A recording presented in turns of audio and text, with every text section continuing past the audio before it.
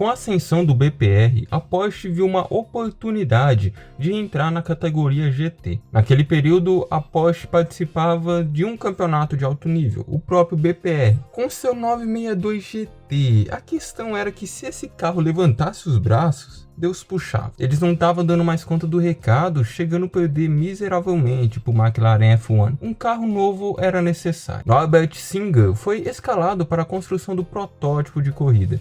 Ele tinha a missão de se preocupar com o campeonato e não com as versões de homologação. Bom, ele conseguiu. Singer colou a dianteira do 911 993 e colou na traseira do 962. Tal construção permitiu o posicionamento do motor central e, por falar nele, o escolhido foi um Flat Six de 3,2 litros. Ele era refrigerado a água, que rendia 592 cavalos, possuindo também 2 turbos. A armadura que escondia a besta era de fibra de carbono, que pesava 1.050 kg.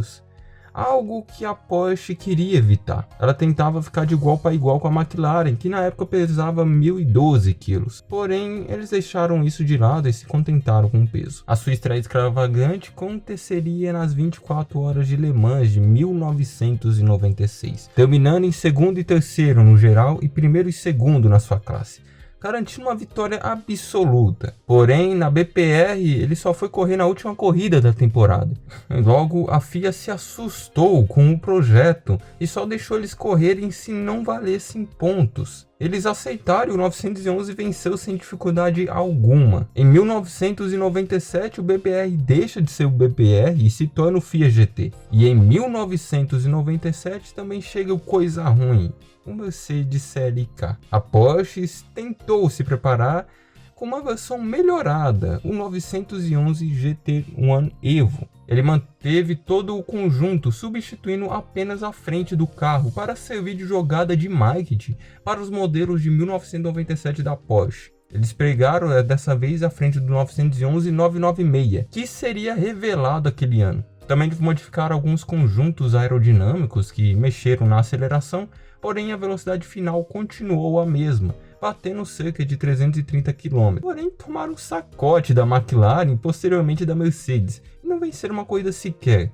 E na Sarte, aquele ano, eles tentaram manter os carros, porém acabaram quebrando.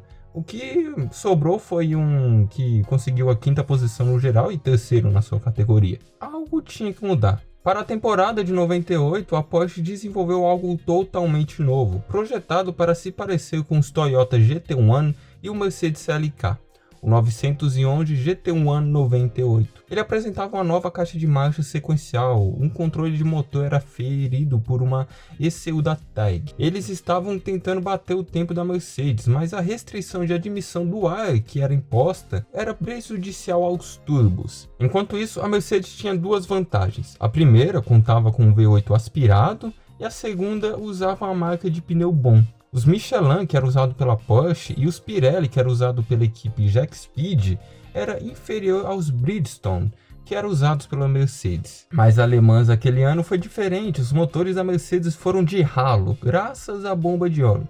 E os Toyota GT1 tiveram problemas na caixa de marcha. Isso garantiu a primeira e a segunda posição no geral e sua 16ª vitória em Le Mans. Nos dias de teste, o carro manteve seus 330 km, porém na corrida foi utilizado um downforce mais baixo, o que garantiu 310 km no máximo. Com o cancelamento do GT1, a FIA GT se viu tendo que ser disputada por carros GT2. A Porsche se retirou do campeonato e preferiu não defender o título ganho em Le Mans. Ela até tentou utilizar um Porsche no American Le Mans, porém o carro se caracterizava na versão de protótipo e não na de turismo, ao qual ele tinha sido desenvolvido. E o resultado? Ele tomou um sacode dos protótipos, pois era um carro de turismo. A equipe Gunnar até tentou entrar com o Porsche no campeonato de 2000. Ficou conhecido como Gunnar G99. Uma carroceria idêntica, porém o chassi foi feito do zero e o teto arrancado. Utilizou um flat de 6 cilindros 3.6 litros do 911 GT3. Porém a Gunnar comprou um Lola B2K e abandonou o carro até ele ressurgir em 2002, onde iria competir no Rolex Sport Car Series. Em 2003 conseguiu o segundo lugar 2 vezes e foi abandonado. Na versão homologada para estradas foram feitos 2 projetos.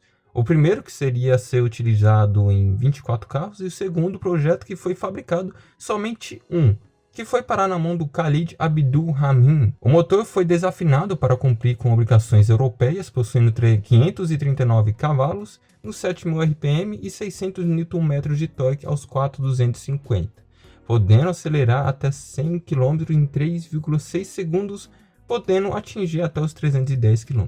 O que você pensa nesse carro é que ele acabou não ganhando tanto campeonato, talvez, porém ele representava o que era Porsche na década de 90. Uma obra-prima dessa não foi vista durante anos, isso se você quiser igualar o Carrera GT. Porque se você não considera o Carrera GT um grande carro, parabéns, o 911 ainda mantém esse título. Esse, sem dúvida, foi um dos melhores carros que a Porsche já produziu. Ele ganhou em Le Mans de 1998, onde a Porsche só iria ganhar novamente em 2015, com o 919 híbrido. O 911 GT1 é um dos melhores carros já fabricados do mundo.